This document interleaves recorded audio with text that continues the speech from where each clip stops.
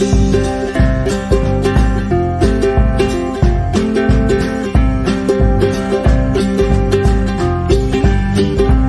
everyone, and welcome to this week's Tourtalk Chat. This week I'm so excited to talk to one of my best friends on tour. She played on the LPGA for 25 years. She was on 9 Solheim Cup teams. She was the last winning Solheim Cup captain. She's had great success as an amateur and as a pro. And I want to go behind the scenes a little bit about her choices in life and her career. So please let me introduce to you Catriona Matthew. Today I got the honor and have Catriona Matthew with me all the way from Scotland. So how are you doing?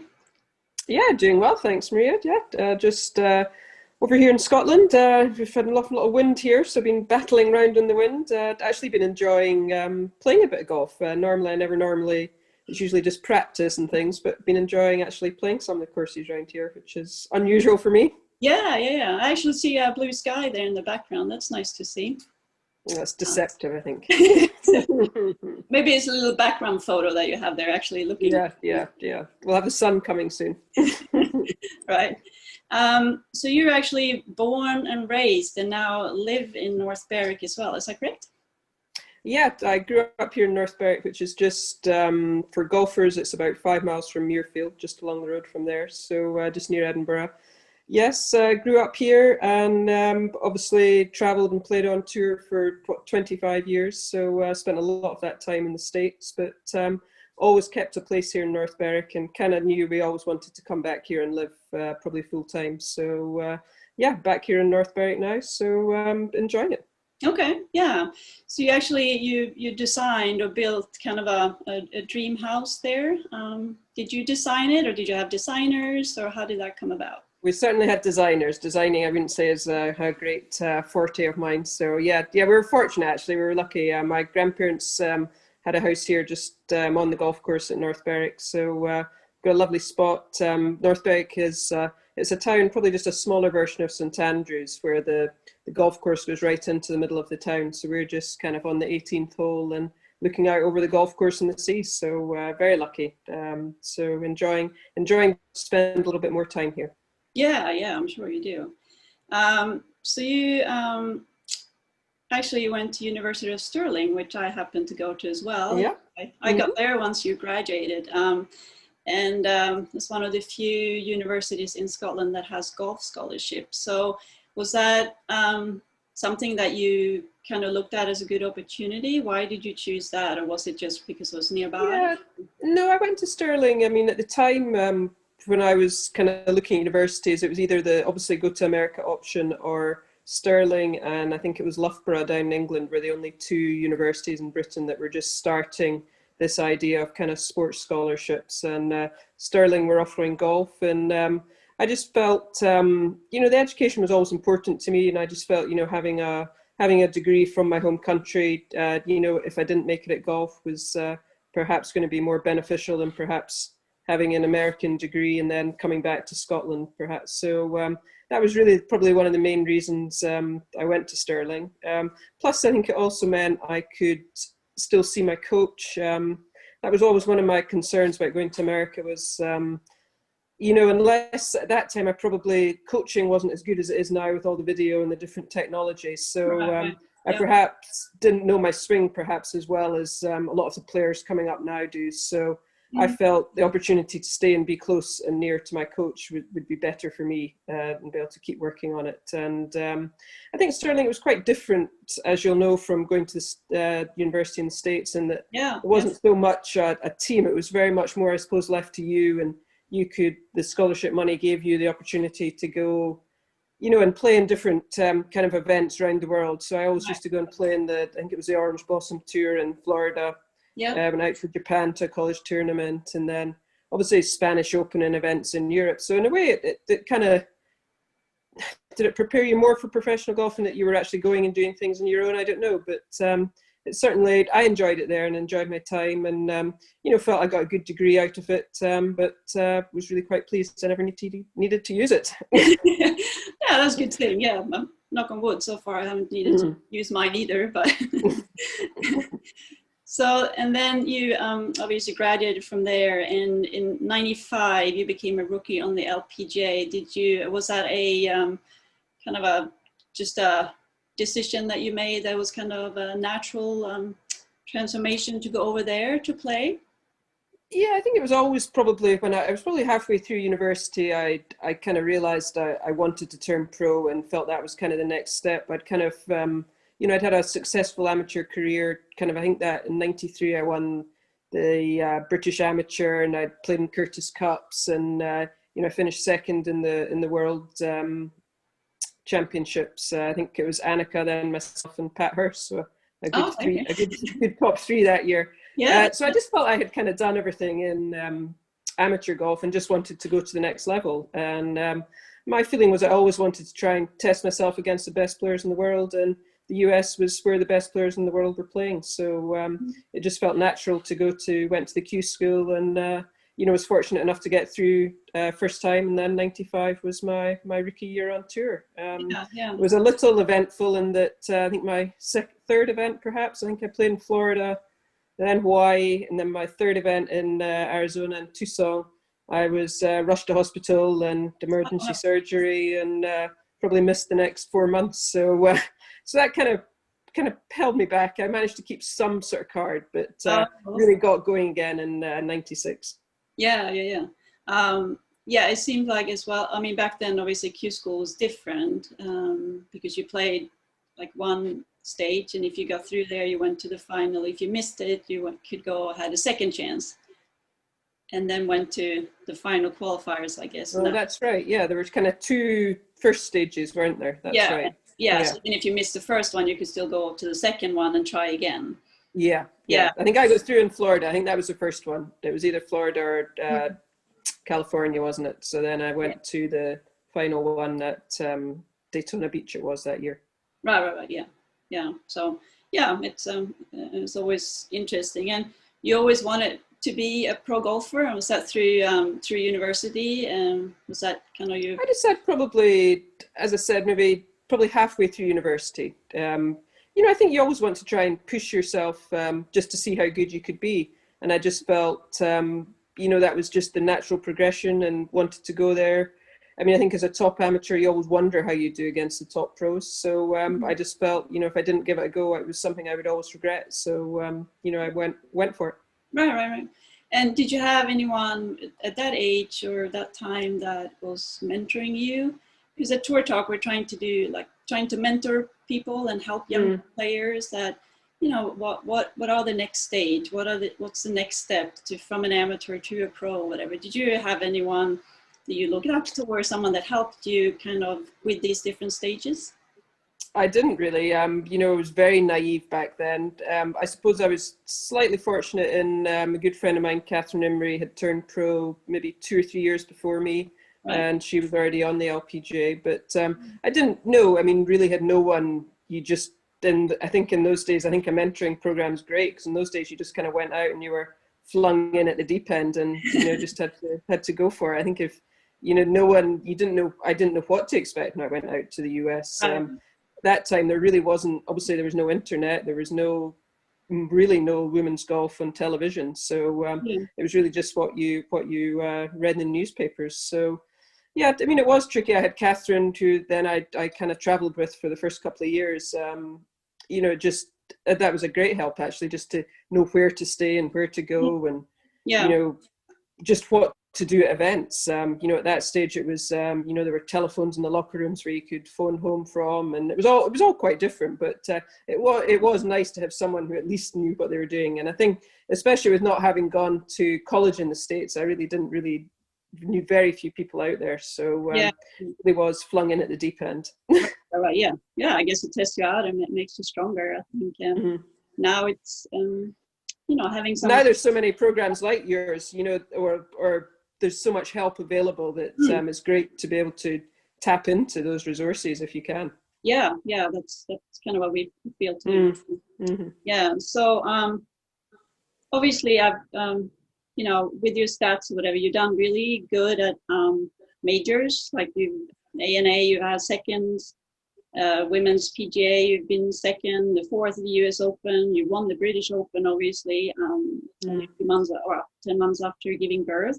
But the Evian Masters stands out a little bit there, that it doesn't seem that wasn't a major most of the time I was playing in it.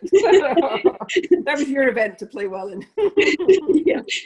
So it doesn't really. No, I think sometimes there's just a golf course that, I don't know, for whatever reason, just doesn't suit your eye. Right. I think the only year I played well there, the only year I had a top 10 was the first year I went, and we'd been delayed in Rochester. I think I got there the Wednesday, didn't have a practice round and played. And I think that was perhaps the only year I played well there. So just one, and then I think it gets in your head as well. Just one of those places a lovely spot and a great event, but just never quite fitted my eye, that golf course. No, and then you had a really bad experience at a hotel. Yep, then had a fire there. Yep, had to evacuate and run around. Had everything happen at that event, actually. So as I say, it was a lovely spot and a great event. It was just unfortunate that I never seemed to master the golf course. No, and that's, I guess, as golfers, that's just how it is. And I think that's something we have to accept sometimes, that there are just courses that doesn't work for us. Yeah, there was another one. Toledo was another one. I always thought that golf course was pretty difficult. Yeah, Surrey would go out there and shoot 25 under every year. So I did keep trying for a long time going back, but again, it's just one of these ones that just as I say, just doesn't fit your eye, and you don't make the birdies that everyone else seems to make. Yeah, no, that's true. Yeah. We're fortunate we've got plenty of events to play in. Yeah. We're fortunate we can pick and choose a little. Yeah. So obviously Solheim Cup has been a big part of your career. So you played 9 Solheims, and which one is the one you most remember? I think, they're all memorable, but I think Barsabak probably one of my favorite ones. First timers on a winning team. I think that's the first one probably that I really noticed big crowds there. I remember coming down, I think I did get the winning point in that one, actually, playing against Rosie Jones in the singles, but just that whole week, the crowds just suddenly just seemed to explode, and the whole event is just, as it got bigger and bigger every year, but I think that one especially, I noticed a huge difference in just the media and the crowds, and everyone was there. And then obviously you always like the ones where you win, so my first winning team. So I think we really actually trounced the Americans that week. So yeah, that's probably one of my most memorable ones. I would say would be Barsabak. Right, yeah. And then obviously last time you got asked to be the captain in Scotland, and has a captaincy been something that you've thought about and wanted to do, or was that something that kind of, I guess I think certainly not in my first few. That was at the start of my career, that was certainly probably, I was just trying to make the team, I think, more than anything. Certainly not thinking about being captain. But I think as you played in more, once you'd played kind of maybe, 5, 6, 7, you start getting towards the end, you start, thinking about these things. And it just, the way it turned out that it was going to be in Scotland, it just couldn't have been timed any better with my play and it being in Scotland. So, things just fell into place, and I was fortunate enough to be asked to do it. Yeah, it was a great event. I was there helping out, and it was just amazing comeback on the last day, and just everything, Yeah, it was the whole week was great, but the way it finished, and it was always going to be tight. I think the teams were pretty evenly matched, but you never expect it to come down. You never expect any of these team events to come down to the last game, last green, last putt. That's kind of stuff you see in a movie and think, what rubbish. And then with it being Suzanne, who people said was a controversial pick. So it and then it really just couldn't have turned out any better. It really was probably one of the absolute highlights of my whole career, even though I never hit a golf shot. Oh, no, exactly. Was it harder to be a captain than you thought, or was it kind of what you expected? There were bits harder and bits, on the whole, I would say it was probably easier. Not easier, but not as nerve-wracking perhaps as I thought it was going to be. The difficult bits obviously are picking the team, telling people they're not in, or telling people they're not playing. That's always, when you've got the 12 best there, they all want to play. So that's obviously a difficult bit. But on the whole, I think you can just about being there as a captain or helper, wherever, you can enjoy it more because you've not got the pressure of having to hit the shots. Right. You can actually go onto the first tee and enjoy it. Normally you were so nervous and hoping you could make it off the tee. So in that respect, I must say I really did enjoy it. Obviously you're going to enjoy it more winning and the way it transpired. Yeah. But even at the start of the week and the first couple of days, I must say I really enjoyed, just being on the tee and all the chat you get on the radio. And, I just really enjoyed, I suppose when it comes to that point in your career, you're just ready for that.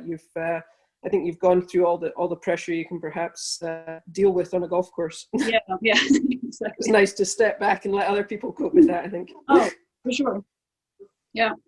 And then obviously the one before that, you were supposed to be a vice captain, and then Suzanne got... Yeah, that was a very strange one, Des Moines. Yeah. I hadn't been playing great.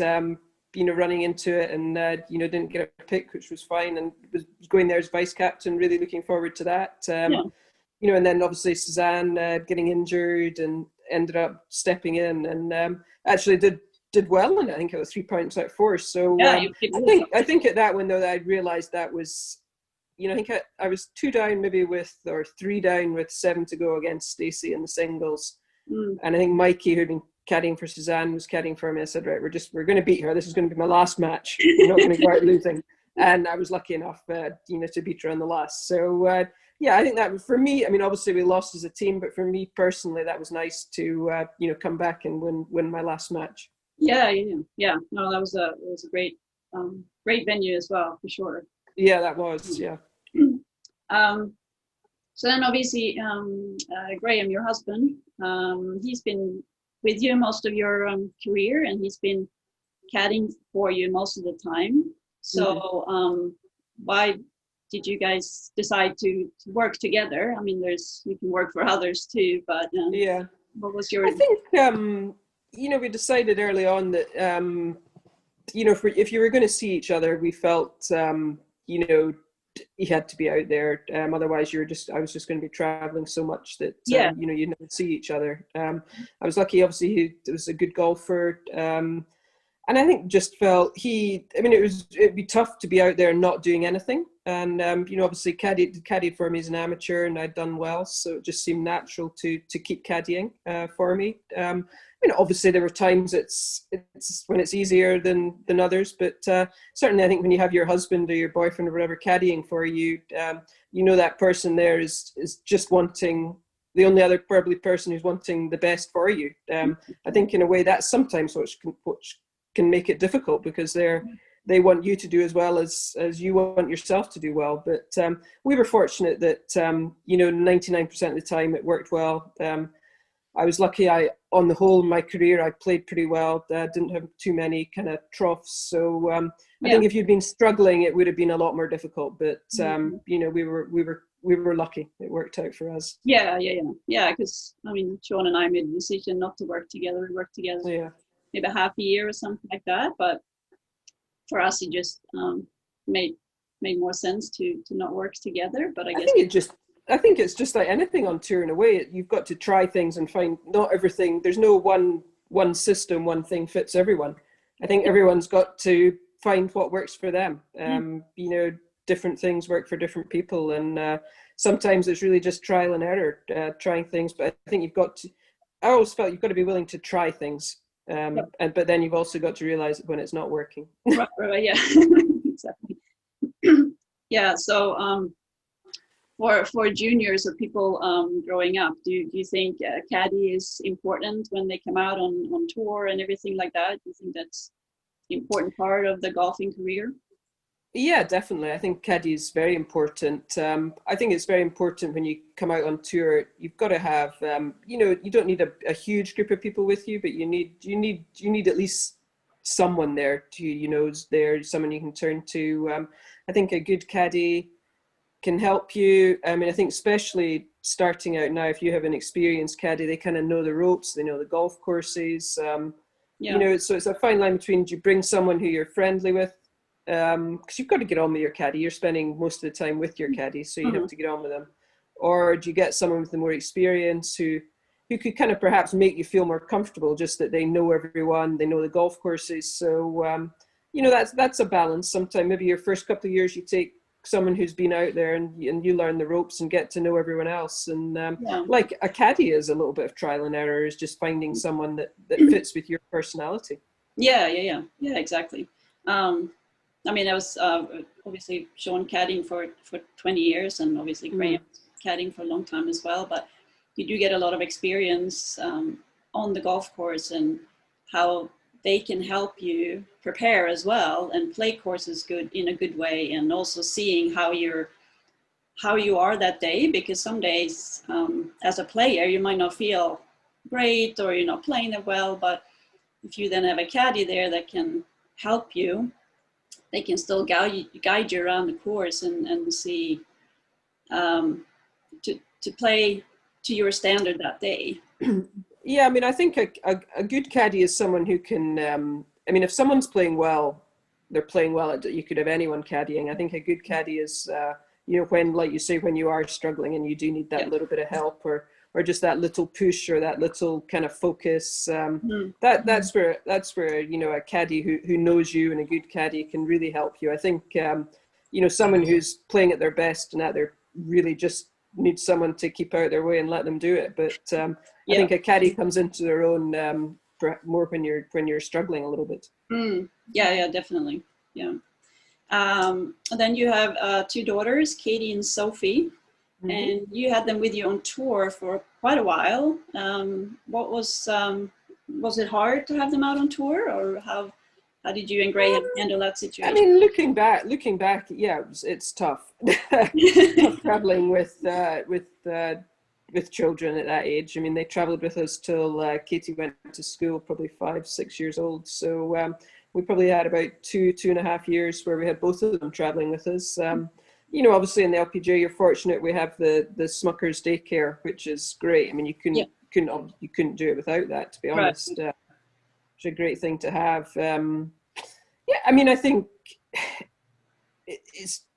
I think when you have children as a professional golfer, it is difficult. It has an impact on your career. You can't practice as much. Your focus switches from solely golf to, obviously, your children come first. So I think finding that right time when you want to have children is very difficult for especially a female golfer. But it's not something I would ever have changed wanting to do. But it is a challenge. But I mean, there are obviously a lot more good times, and I would never have changed it. Yeah. No, sometimes it's actually nice to come off the course and have someone like a child with you there, that you completely forget about everything, and they don't care what you've done on the golf course. They don't care about you as a golfer. They care about you as a mom, and that sometimes is actually a good breakup. That can be nice. It is. It takes your mind completely off golf, I think, when you're suddenly back into changing nappies and feeding and getting clothes ready and getting ready for the next day. I think those kind of 2-3 years probably just pass in a blur from exhaustion. I think by the time you played, did a bit of practice, and then kind of played and organized them. So it's one of these things you just, when you have children, you just get on with it, don't you? I mean, you know yourself. I think it's more perhaps when you look back, you realize kind of, I wonder how on earth we did that with our 6 million bags going through an airport. And also where it's sometimes with early tea time, you have to wake them up because they're still not awake. So then you have to wake them up and take them. Yeah, I always felt that late early was a tough one, because the first day, it's a long day. If they're up at kind of 5-6 o'clock till you're playing, you're just nearly tired before you play. And then it's straight off the course, pick them up, try and eat, and they obviously aren't on the same kind of clock as you. They don't want to perhaps eat it whenever, and then suddenly, right, you're going to bed and you've got to go to sleep now, and then wake at the crack of dawn. So I always felt the late early was difficult with the kids. Yeah. And then recently you got a dog, Rio. Cockapoo, right? So who have you always wanted a dog, or who? Yeah, I always grew up, growing up, we always had a dog as a family. So yeah, I've always wanted a dog. We live in the perfect place right on the beach. So, I think just about everyone here just about has a dog. So yeah, the kids had been on to us for quite a while. So now that I'm home a bit more, we relented and got a dog, cockapoo, very bouncy cockapoo named Rio, after the Olympics, where I was lucky enough to play. Right. Yeah. So I guess it's been perfect now when COVID has been and you've been kind of in lockdowns or whatever. Yeah, during the lockdown, we that was part of our kind of daily routine. The kids would do their kind of homeschooling in the morning, and then the golf courses were closed, so we'd walk the dog around the golf course every afternoon. So try to keep some sort of routine in our day. Yeah, no, dogs are really yeah, they're great fun. Yeah, that's right. And then obviously you got a MBE and OBE, which is a member of Order of the British Empire and the officer of the Order of the British Empire. So this, obviously, as a citizen, United Kingdom citizen, that must be a huge Oh, it's a huge honor to get. Yeah, I mean, I remember when I got the MBE, you get to go down to the Buckingham Palace, and it's not always the Queen you get. I think it's the Queen, Prince Charles, Princess Anne, or Prince William who do them. So it's the four of them do them. The Queen doesn't do many now. So I think it was Princess Anne actually we got the day we went. So we're very lucky. Myself and Graham, and at the time my mum and dad came with me. So that was great. You could go into the palace and got your little medal, and they got it pinned on, and all the protocols. You had to curtsy and never turn your back on them and all sorts of things. But a great experience. Obviously I've got my OBE, but our investiture, which they call it when you actually go to the palace to get it, was cancelled because of COVID. So hopefully that will be rescheduled for who knows, maybe the spring now. But the girls our daughters are very excited about going down there because they were too young the last time. So it'll be a great experience for them to go. And you don't often get to go into Buckingham Palace. So that'd be a great kind of day out for us all. Yeah, and how do you find out about it? Is it?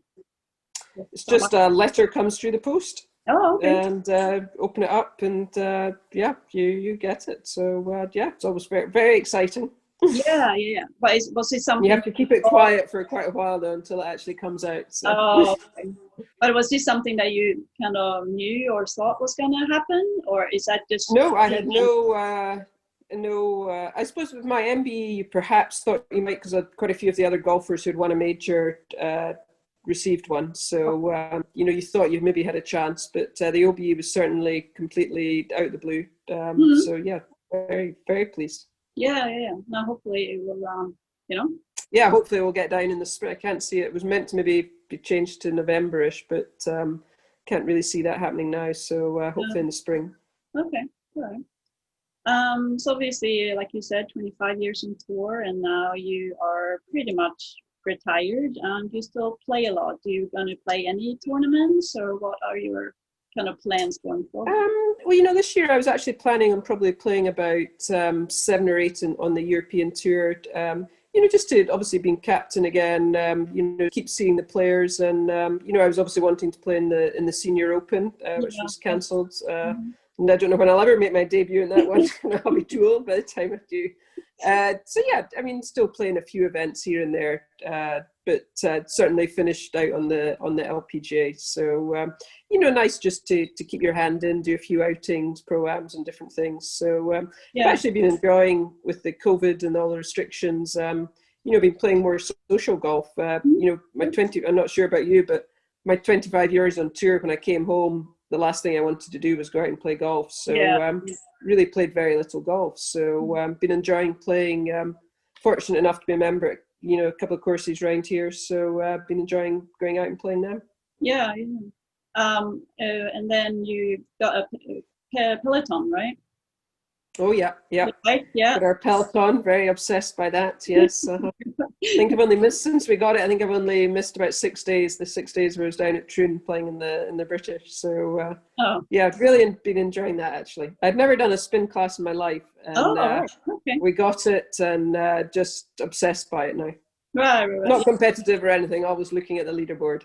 So that was a bit of weight on those rides because they became very popular when COVID hit.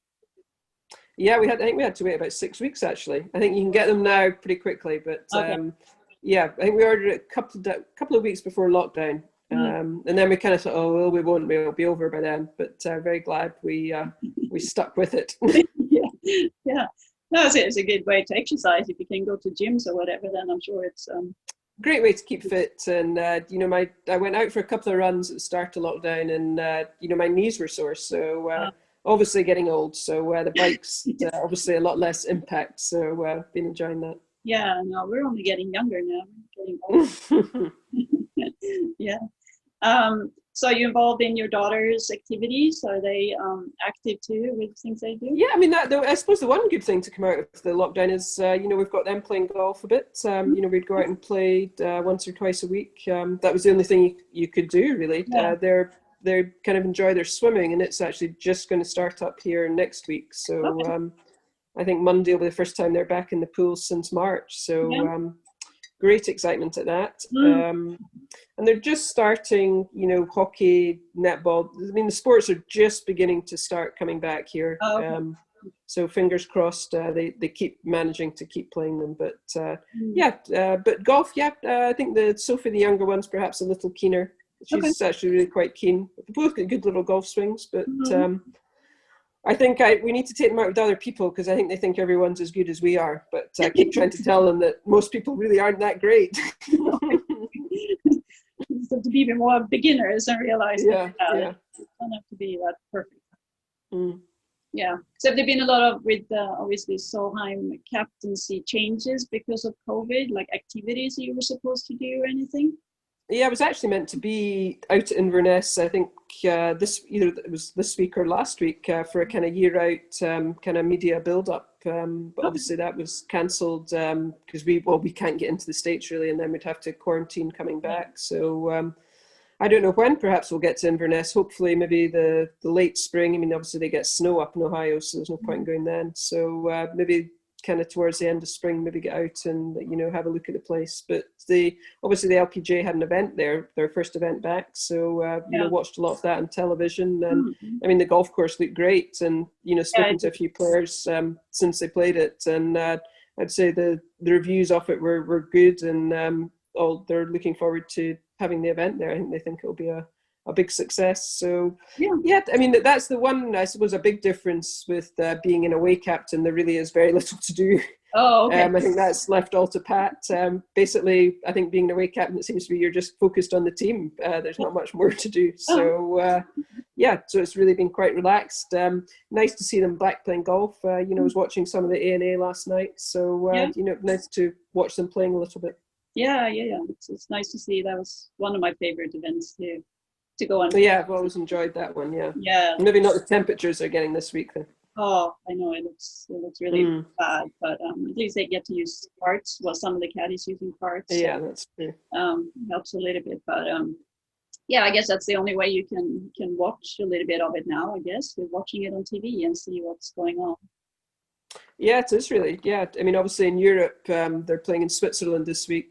Chose not to go there, but yeah, I mean, hopefully if the events are on, I'm going to do probably Saudi, Dubai, and Spain. So Okay. just see if any of them are on.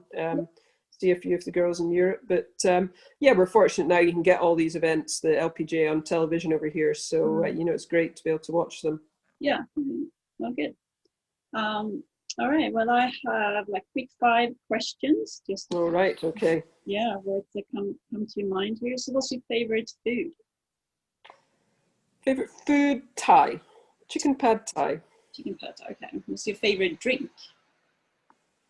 Favorite drink? Oh, God, that's a tricky one actually. Water seems very boring, but I do like that. But probably a Diet Coke. Like, okay. Favorite travel destination?